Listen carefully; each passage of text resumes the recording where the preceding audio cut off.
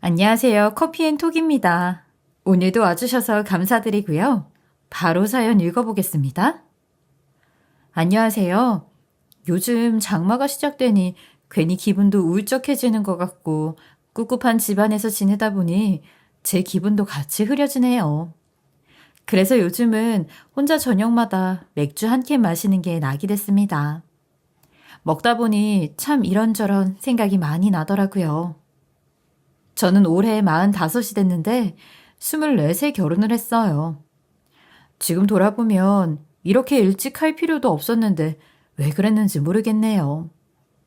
그땐 무슨 결혼을 안 하면 큰일 날 줄 알고 처음 만난 남자였던 남편하고 손만 잡아봤다고 바로 결혼한 순진하게 짝이 없던 여자였죠. 문득 그래서 지금껏 결혼 안 하고 혼자 살았으면 어떤 모습일까? 그랬으면 만들고 싶지 않은 인연 같은 것도 안 만들고 살 수 있었을 텐데 하는 생각을 합니다. 사실 제가 결혼 전에는 입에 술도 못 댔던 사람이었어요. 취하는 모습도 싫고 술자리에 가도 딱히 재미를 느끼지 못했거든요. 그런데 결혼하고부터 어디 풀 데도 없고 애는 키워야지, 일도 해야지, 남편 밥도 차려줘야지. 앞에 밀린 일은 산더미인데 시간을 내서 친구를 만날 수도 없고 현실적으로 모든 게 꽉 막혀 있다 보니 혼자 해결할 만한 방법을 찾게 된 거죠. 그래서 가족들 다 잠들고 난 새벽에 일어나서 혼자 술 마시는 버릇이 생긴 것 같아요. 지금도 한 잔 마시다가 취중진담이라고 하나요? 심심할 때마다 듣던 사연에 갑자기 사연을 써서 보내고 싶다는 생각이 들어서 얼마 전에 겪은 엄청난 일을 털어놓을까 합니다. 이 일로 남편도 저도 소가리를 많이 했어요. 그래도 지금은 말을 할 수 있을 정도가 된 걸 보면 많이 정리가 됐다는 생각이 듭니다. 이제 그 이야기를 좀 자세히 들려드릴게요.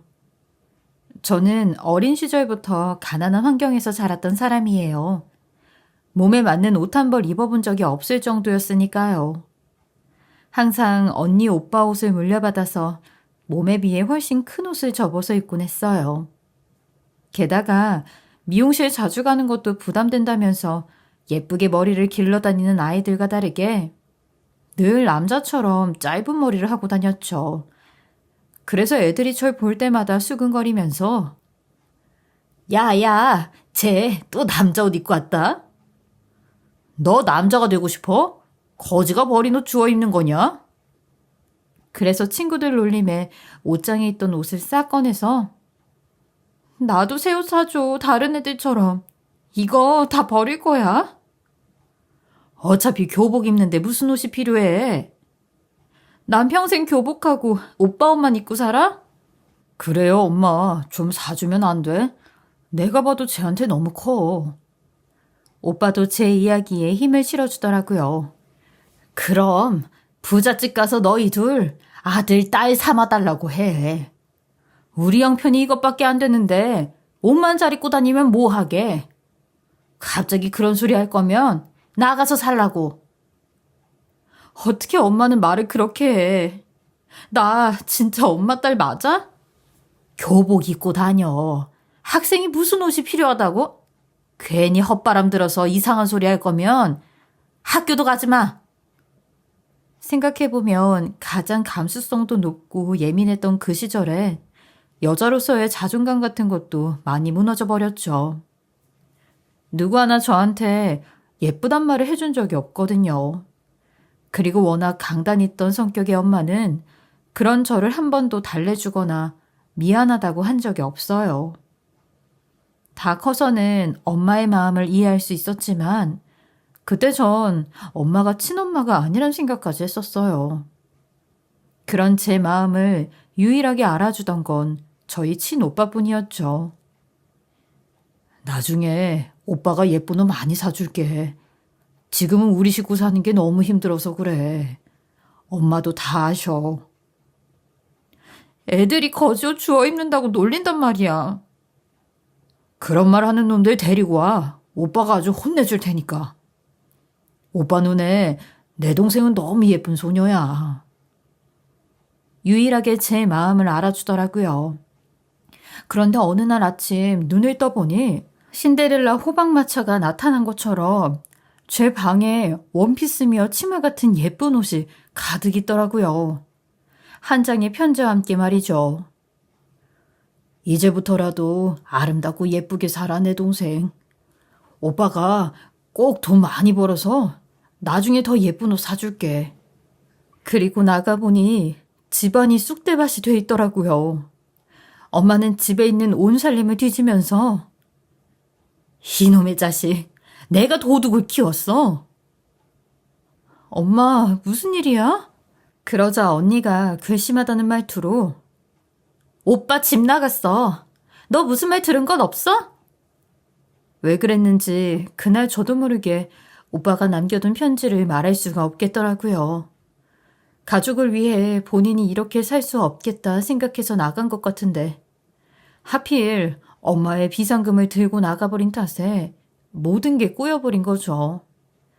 거기다 대고 제 옷을 사놓고 갔단 말을 하면 엄마가 더 흥분할 것 같아 모른 척 했죠. 엄마가 죽기 전에 쓰려고 모아둔 비상금까지 들고 이게 나가버렸어. 우리 집에서 이젠 첫째 아들 죽었다고 생각하고 살 거다. 그렇게 알아.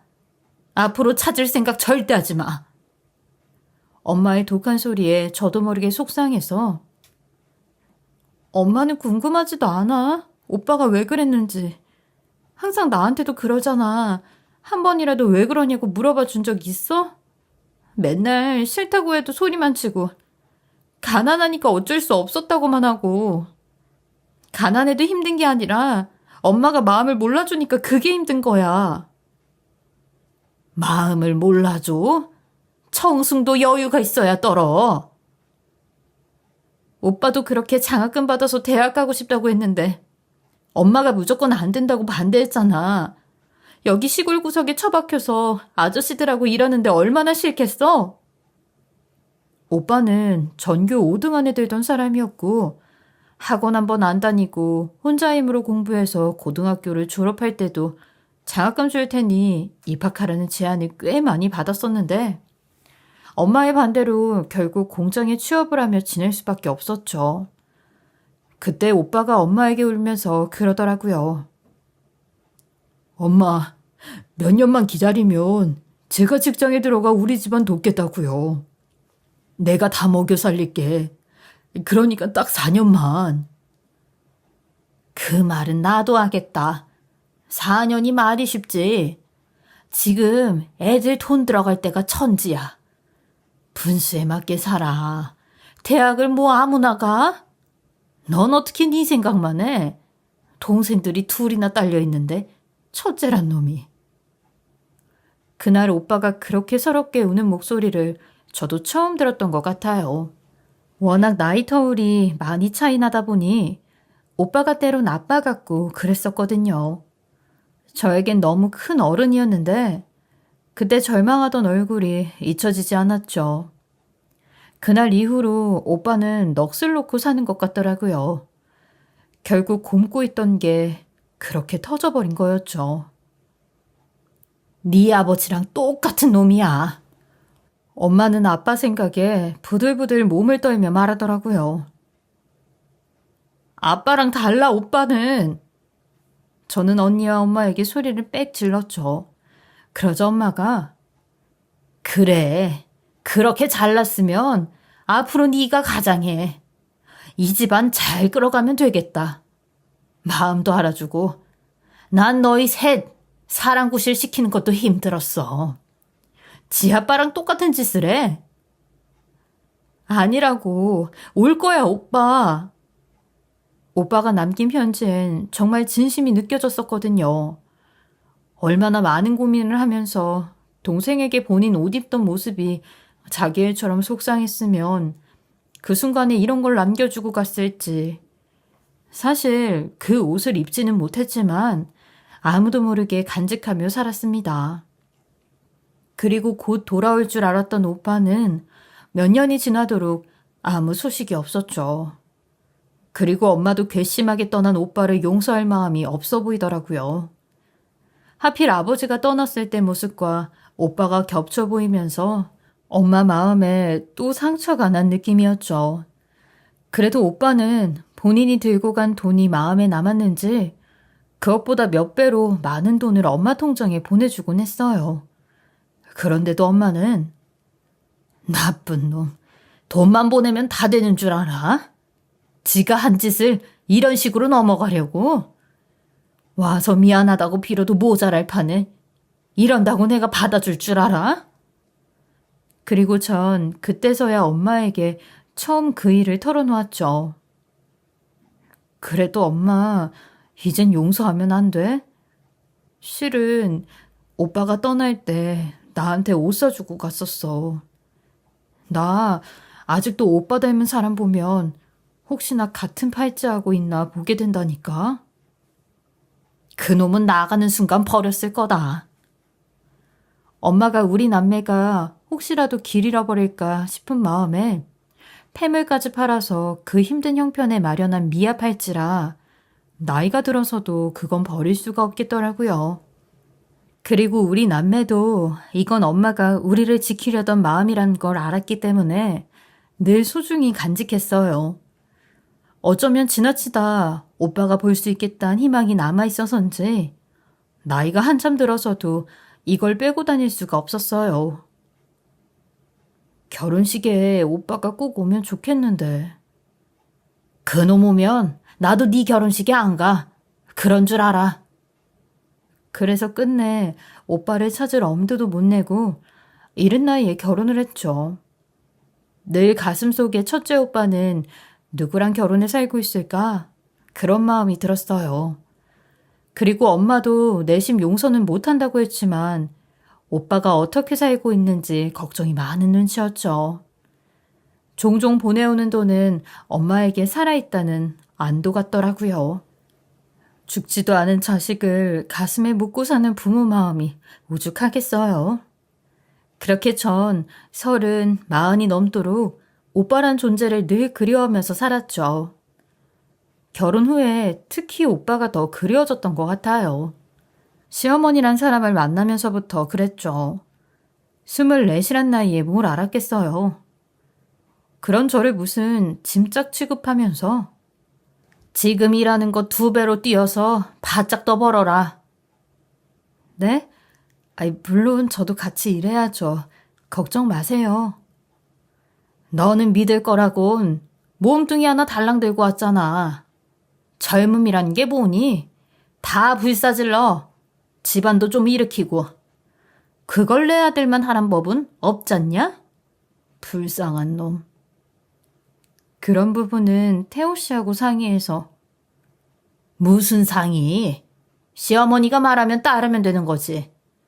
내가 하나부터 10까지 가르쳐주는 걸로 따지면 수업료로 내가 받아야 될 참이야. 뭐 하나 제대로 된 게 있어? 집안도 콩가루에 집 나간 오빠에. 무슨 오빠가 나가서 사는 게 큰 문제라도 있는 것처럼 사사건건 그 일로 집안을 걸고 넘어지더라고요. 그 일은 저희 식구들한테도 상처예요, 어머니.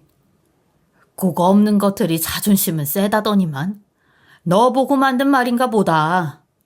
자식 잘 키우고 집안이 멀쩡한데 왜 집을 나가? 넌 시집 와서 탈출한 거나 마찬가지 아니냐? 우리 아들이 너 살린 거지. 시궁창에서 꺼내줬으면 감사합니다 하면서 머리 숙이고 살아. 응? 잘난 척하지 말고. 이런 상황에 아빠 같았던 오빠가 있었으면 당장이라도 와서 시어머니한테 본때를 보여줬을 텐데 어릴 적에도 엄마랑 다투고 울 때마다 사이에서 제 편을 들어주던 오빠가 그럴 때 더더욱 생각이 나더라고요. 그리고 매일 집을 드나들며 걸레 빠는 방법까지 본인이 하던 방식으로 사사건건 가르치는 시어머니를 보니 한계에 다다르더라고요. 청소기 같은 거 살 생각도 하지 마. 네가 부잣집에서 여유롭게 산 것도 아니고 뭐든지 네 손으로 해. 이런 일이 있을 때마다 남편에게도 이야기를 해봤는데 그때마다 치사한 수를 써가면서 남편 앞에서 완전 다른 얼굴을 하는 시어머니를 보니 슬슬 포기가 되더라고요. 어머니만 제 앞에 오면 속으로 그래, 실컷 짖어라 오늘도 하는 마음밖에 안 들었죠. 못된 생각이다 싶지만 그게 저한텐 살 길이었거든요. 그리고 아직도 비만 오면 뼈마디가 시린 이유도 모두 시어머니가 제게 아이 낳고 저지른 일 때문이었어요. 차라리 아이를 낳는 고통이 시어머니 얼굴 보는 것보다 덜하더라고요. 남편 퇴근하는데 넌 아직도 누워있냐? 어머니, 저 아직 회복이 덜 돼서 그래요. 회복은 움직이면서 하는 거야. 팽팽 누워만 있으니까 그렇지. 일어나서 걸레질부터 해. 저번에 내가 알려준 대로 잘하는지 보자. 한번 해봐. 네? 어머니, 저 감기 걸려 누워있는 것 아니잖아요. 병원에서도 한 달 정도는 안정 취하라고 했어요. 퇴원도 어머니 때문에 빨리 했는데 산후조리도 못해요? 병원은 돈 벌려고 하루라도 더 있다 가라고 하는 거야. 애 낳고 멀쩡하면 됐지? 속도 없이 어딜 더 있으려고. 정말 저한테 왜 이러시는 거예요? 저도 모르게 서러워서 눈물이 쏟아지더라고요. 아이고, 별꼴을 다 보겠네. 내가 이럴 줄 알았다. 너 애 낳고 대단한 일 한 것처럼 굴 줄 알았어, 아주. 네가 진짜 생각이 제대로 있는 애면 하루빨리 일해서 애 분유값 벌 생각부터 하는 게 정상 아니냐? 저도 회복이 돼야 일을 하죠. 소리치는 제 모습에 아랑곳하지도 않고 걸레를 얼굴에 던지더니 말도 많다 참. 움직이면서 하라고 몇 번을 말해? 너는 일하고 온 내 아들 먼지나 밟게 해야겠어? 나는 콩가루 집안에서 애 안 키워봐서 이런 꼴 안 보이고 살았다. 얼른 내 아들 오기 전에 집 치워. 결국 미역국 몇 그릇 먹고 저는 바로 직장을 복귀해 일을 시작했어요. 아이 보겠다는 핑계까지 생겨서 집에 수시로 찾아오는 시어머니 계속 마주치는 것보다 몸은 아파도 차라리 나가 있는 게 속은 편하더라고요. 그리고 아이가 유치원에 들어갈 나이가 되자 시어머니가 일을 시작하더라고요. 남편에게 그 소식을 듣는데 오빠가 명문대에 합격했다는 이야기를 들었을 때보다 더 기뻤어요. 저한텐 광복절이나 다름없는 날이었던 것 같네요. 왜 이렇게 좋아해? 엄마하고 아직도 많이 안 좋아? 포기했어, 난. 당신한테 말해봤자 벽에다 대고 얘기하는 것밖에 더 돼? 내가 이 이야기는 이제 정말 그만하고 싶은데 애 낳고 일주일도 안 돼서 걸레 던져주면서 일하라고 했던 분이 당신 엄마야. 내가 어떻게 그걸 잊고 살겠어? 남편도 그런 이야기를 들으면 속사정을 다 알고 있어서인지 아무 말을 못하더라고요. 그토록 바라던 손주를 낳고 원하는 대로 청소기도 없이 사는데 뭐가 그렇게 마음에 안 드는지 저라는 사람 자체가 시어머니한텐 싫을 수밖에 없다는 생각이 들었죠. 그리고 공장에 취업을 한 시어머니를 보기 힘들어지자 저도 좀 안정이 찾아지는 것 같았어요. 결혼 이후로 처음 찾아온 평안한 날을 보내고 있는데 갑자기 시어머니한테 전화가 걸려오더라고요. 너 주말엔 일 쉬지? 네, 요즘은 애 학교 때문에 조금 더 줄였어요. 핑계도 좋다. 그놈의 수민이만 앞세워서 놀궁리만 하고 주말에 쉴 생각하지 말고 일자리 나면 뭐든 해. 그건 제가 알아서 할게요, 어머니. 맨날 알아서 하긴. 근데 넌 나한테 왜 사과를 안 하니? 사과요? 뜬금없이 사과를 요구하는 어머니 태도에 기가 막혔죠. 내가 일을 한다고 했으면 용돈을 더 보내드려야 할까요? 어머니 나이에 무슨 일을 하냐고 말릴 생각부터 해야지. 싸가지 없는 게 어른한테 연락 한 번을 안 해? 그냥 저한테 화풀이 하고 싶은 건 아니고요. 뭐가 어째? 어머니 아들도 허락한 일을 제가 무슨 권한으로 말려요. 그 사람한테도 이렇게 화내셨어요? 왜 저한테만 이러시는데요? 차라리 화풀이 하고 싶다고 솔직히 말하세요. 어머, 이게 이제 큰 소리를 다 치네? 이런 억지, 이제는 저도 안 들어드리려고요. 시어머니는 처음 보는 제 태도에 당황한 듯 보이더라고요. 어릴 땐 몰라서 당한다 쳐도 알 것 다 아는 나이에 더는 어머니 행동을 받아주는 게 답은 아닌 것 같았죠. 나 내일 화병으로 죽으면 전부 네 탓인 줄 알아. 오늘 유언 써서 아들한테 보내고 잘난다.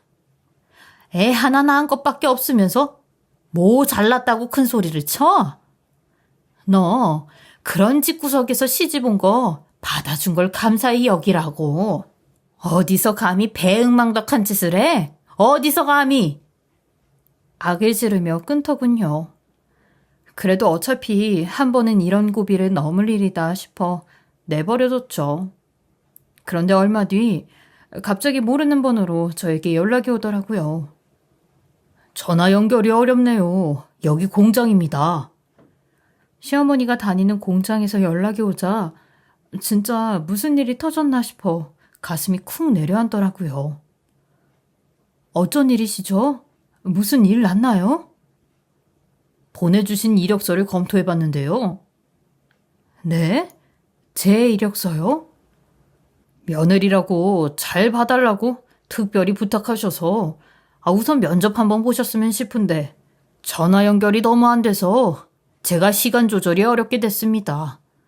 그래도 저희 회장님도 다 꼼꼼한 편이시고 해서 시간 어렵게 맞췄으니까 참석 부탁드리겠습니다. 저한테 주말에도 일을 하라던 시어머니의 말이 어떤 의미인지 알겠더군요. 임신했을 때부터 그렇게 몸으로 때우라는 말을 달고 살더니 끝내 공장까지 가서 제 이력서를 멋대로 보냈구나. 너무 화가 치밀더라고요. 그런데 인사팀에서 온 분이 사정사정을 하며 힘들게 시간을 맞춰뒀으니 불참하지 말아달라는 문자를 보니 괜히 제가 안 갔다가 이분께도 신뢰를 범할 수 있겠다는 생각이 들어 잘 이야기해야겠다는 생각으로 공장을 들렀죠. 시어머니는 죽도록 미웠지만 미운 사람 떡 하나 더 준다는 마음으로 음료수까지 사들고 갔죠. 그래도 며느리가 왔다는데 빈손으로 가기가 그렇더라고요.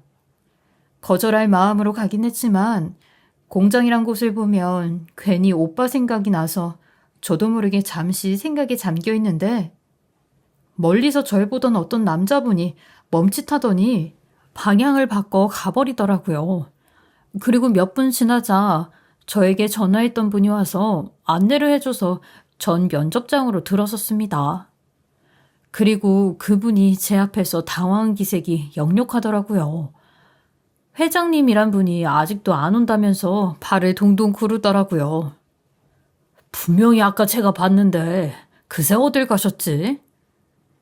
차라리 이 기회에 면접이 끝나는 게 낫겠다 싶어서 죄송하지만 저도 일을 하기가 어려울 것 같아서요. 시어머니가 신경 써주신 건데 제 상황을 잘 모르시고 이력서를 내신 것 같아요. 너무 죄송합니다. 직접 와서 말씀 전해드려야 될 것 같아서 왔어요. 저 때문에 시간까지 내주셨는데 죄송합니다. 아닙니다. 그러셨군요. 저희 회장님 철칙이 직접 본 사람만 채용하는데 약속을 어기실 분이 아닌데 갑자기 안 보이셔서. 그럼 뭐 어머니 뵙고 돌아가시죠. 다행히 면접 진행 전에 이야기가 잘 풀려 시어머니에게 음료수를 전해줄 생각으로 일하는 곳을 들렀는데 시어머니는 시간을 확인하더니 당황한 얼굴로 이야기가 잘 된 거예요? 왜 이렇게 일찍 끝났어요? 무슨 착오가 있으셨던데 일하기 힘드실 것 같아서요. 뭐라고요? 인사팀 남자분에게 제 이야기를 전해 듣자마자 시어머니는 단단히 화가 난 얼굴로 사람들이 있는데도 저를 바로 몰아붙이더라고요. 이런 자리가 웃음니? 여기에 들어오고 싶어하는 사람들이 줄을 섰어. 그래도 내가 일 시켜주려고 마련한 자리인데 어떻게 바로 안 한다고 할 수가 있어. 애 낳고도 평생을 누워있으려고 꼼수를 부리더니 어떻게 애가 하는 짓이 달라진 게 없냐? 그래서 어머니가 던져준 걸레로 열심히 닦았잖아요. 뼈가 으스러질 것 같은데도 했어요, 저. 너 요즘 무슨 약 처먹냐? 왜 눈을 크게 뜨고 내 앞에서 따박따박 말대꾸를 해? 내가 너 친구로 보이냐? 저한테 상의 한마디 없이 이력서 내신 건 어머니세요. 제가 알아봐 달라고 한 적 없는데 왜 늘 멋대로세요? 내 아들만 일하는 게 싫어서 그런다. 왜? 저도 일했어요. 지금도 일하고요. 제가 놀아요? 넌 충분히 놀잖아. 애 핑계로. 어머니 때문에 일할 생각 없어요. 다시 한번 말하지만 제 이력서 멋대로 작성해서 내지 마세요. 한 번만 더 이런 일 있으면 그땐 경찰서 갈 거예요. 아이고, 겁난다. 그래, 해보자. 그러더니 시어머니는 공장으로 들어갔다가 분이 안 풀렸는지 몇 초 만에 다시 나와서 안에 있던 쓰레기 봉지를 제게 던지더라고요. 그걸 보던 사람들이 놀라 뛰어나오면서 아이고, 참으셔요. 왜 이러셔, 언니? 저게 아주 날 우습게 알아. 너 못돼 처먹은 건 우리 공장 사람들도 다 안다. 이런 며느리 세상에 없어요. 다 나와서 인연 얼굴 보고 가세요. 시어머니는 공장이 떠나가라 소리를 지르며 쓰레기에 젖은 저를 보고도 분이 안 풀려서 어쩔 줄 몰라 하더라고요. 그리고 그 짧은 몇 초간 저도 고민을 많이 했습니다. 이대로 그냥 참고 갈까, 똑같이 갚아줄까. 선택의 기로에 서 있다. 저도 성격 있단 걸 보여주려고 들고 있던 음료수를 어머니 앞에 그대로 내팽개 쳐버렸습니다. 그러자 빨간 음료수 색이 어머니 얼굴에 팍 하고 튀는데 그게 꼭 제가 그간 흘렸던 피눈물처럼 보이더라고요. 저도 이제 안 참는다고 말했죠. 그러자 시어머니는 음료수 때문에 앞도 제대로 안 보이는 상태에서 저에게 달려들더니 제 뺨을 올려치더군요. 한 대로 모자라 또 한 대를 때리려고 하는 순간 저도 어머니를 향해 팔을 들었습니다. 그런데 저 멀리에 있던 한 남자가 빠른 속도로 뛰어오더니 제 팔을 잡으며 그만하세요. 똑같은 사람 되지 마세요. 마치 저를 다 이해한다는 듯 말하는 그 남자의 얼굴을 본 순간 저도 모르게 몸이 얼어붙었습니다. 꼭 오빠가 살아 돌아온 느낌이었죠. 나이는 꽤 들어있는 50대의 남자였지만 우리 오빠가 지금 이대로 어디선가 살고 있다면 이런 모습일 것 같은 느낌이었어요. 그리고 그 남자도 저에게서 같은 느낌을 받았는지 제 팔에 있던 팔찌를 뚫어지게 보더군요. 이거 어디서 났어요? 우리 엄마가 준 거예요. 근데 저 알죠? 그리고 전 그 팔찌를 보던 그의 눈에서 확신했습니다. 잘 알지. 내가 옷 사주기로 약속도 했는데. 그 한마디를 듣는데 저도 모르게 온몸에 힘이 풀리며 주저앉아 눈물이 나더라고요. 오빠도 20년이 넘게 그리워하던 동생을 보더니 엄마와 싸우며 서럽게 울던 그날처럼 제 팔을 부여잡고 펑펑 울더라고요. 그토록 서러운 날마다 보고 싶었던 든든한 오빠. 어린 나에겐 아버지와도 다름없던 오빠를 보니 한없이 어린아이가 되어 그간 시어머니에게 당한 일을 다 일러바치고 싶은 마음까지 들었죠. 우리 둘은 한참을 공장 바닥에 주저앉아서 울다가 뒤에서 다가온 시어머니 때문에 겨우 정신을 차렸습니다. 무슨 영문인지를 몰라 하던 어머니는 쭈뼛대더니 다가와 말을 걸더군요. 아이, 회장님, 뭐 우리 며느리랑 아는 사이예요? 그리고 금방까지 제 뺨을 치던 모습을 본 오빠는 인자한 회장님에서 바로 저의 하나뿐인 오빠로 돌변하더군요. 잘 알죠. 하나뿐인 제 동생입니다. 왜요? 제 손을 꼭 잡고 사람들 앞에서 당당히 소리치는 걸 보더니 거기 있던 모든 사람이 놀라 우리 둘 주변으로 다가오질 못하더라고요. 그리고 주변에서 수군거리는 소리가 들렸죠. 아니, 회장님이 그렇게 찾던 동생이 있다더니 그분인가 보네. 가족 만나면 같이 산다고 그렇게 열심히 일하더니 이제야 만났네. 아, 내가 다 눈물이 난다. 그리곤 시어머니는 더 당황해서 말을 잇지 못하며 동생이라고요? 어떻게 아는 동생인데요? 쟤한테는 오빠가 없는데 예전에 집 나가고 아니 그러면 그 오빠세요? 누가 요즘 세상에 며느리라고 뺨을 때립니까? 내가 일하는 곳에서 이런 일이 벌어진 이상 당신 선처는 없어요. 뭐라고요? 아니. 그리고 당신 개인정보보호법도 몰라요? 누가 허락도 없이 개인정보 적힌 이력서를 멋대로 회사에 제출하냐고요? 내가 이게 제대로 알려줄 테니까 사람 함부로 대하면 인생 어떻게 되는지 똑똑히 배우세요. 나는 우리 가족 건드리는 사람 가만 안 둡니다. 그러려고 내가 일한 거예요. 아셨어요?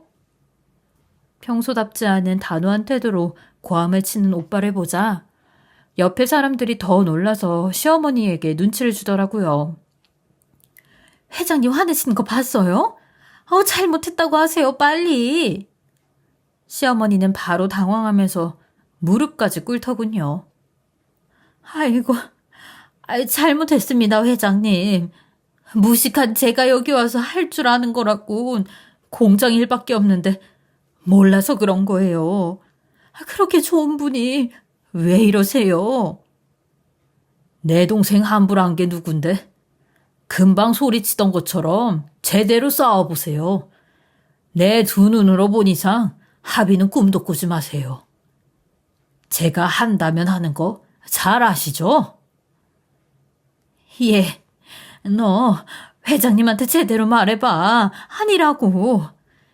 우리가 감정이 쌓여서 그런 거지? 가족끼리 이럴 일 아니잖아.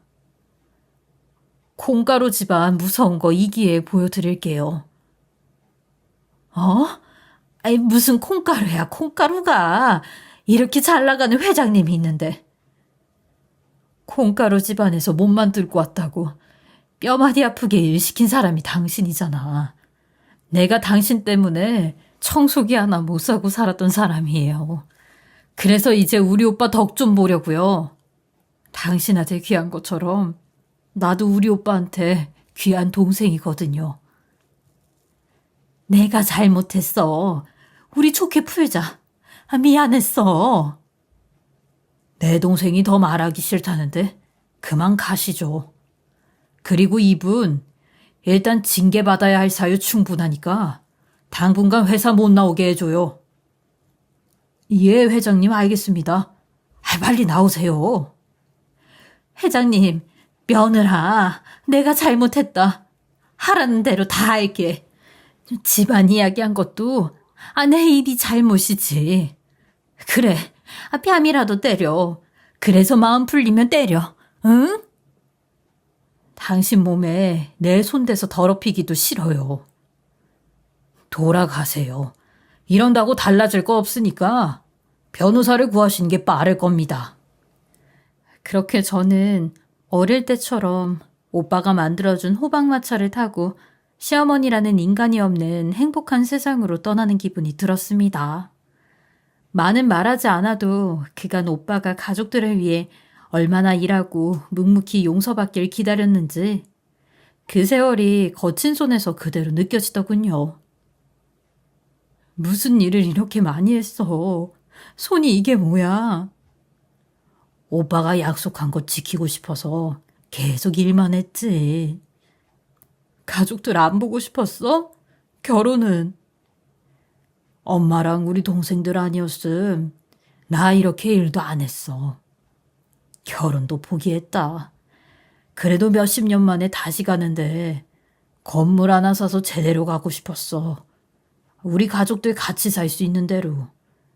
그거 마련하고 싶어서 1년씩 미루다 보니까 너무 늦어졌네.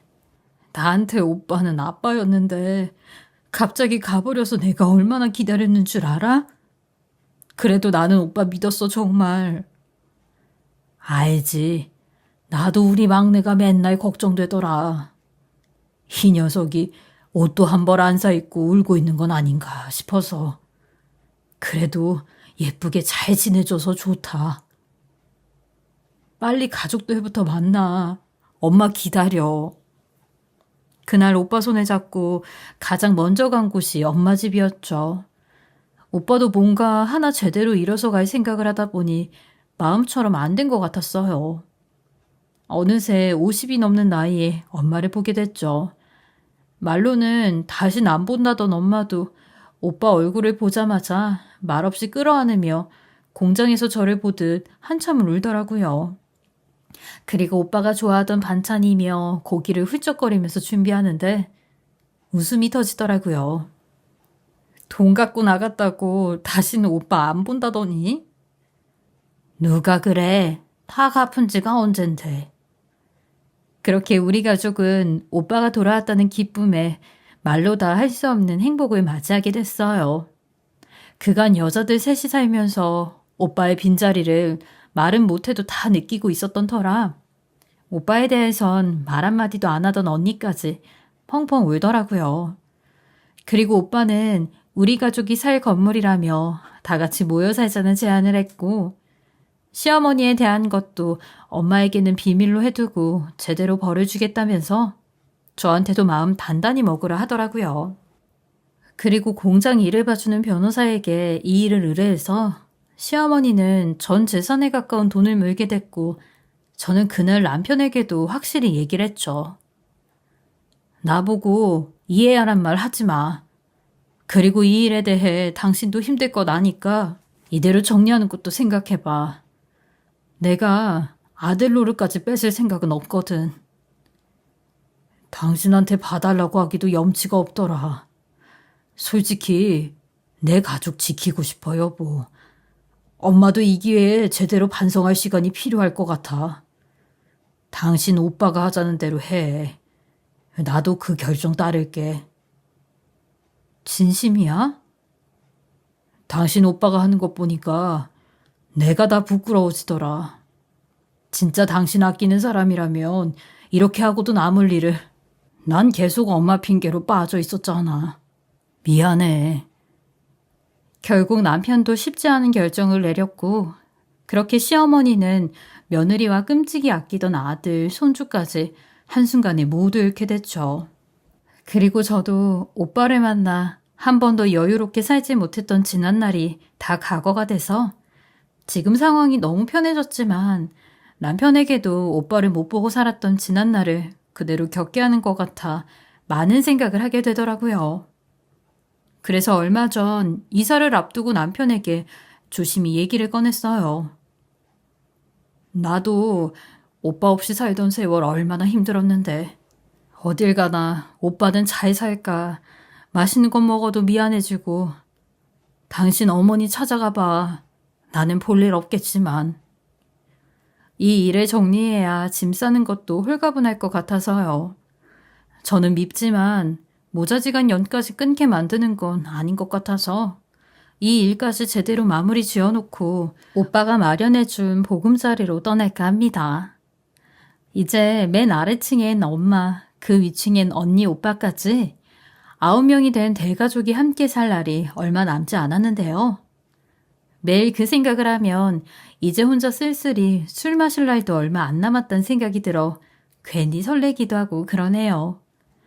이제 진짜 넓은 평소에서 여유롭게 사는 게 아니라 마음 빈 구석 없이 한 가족이 뭉쳐서 잘 산다는 게 어떤 의미인지 그것부터 알아가려고 합니다.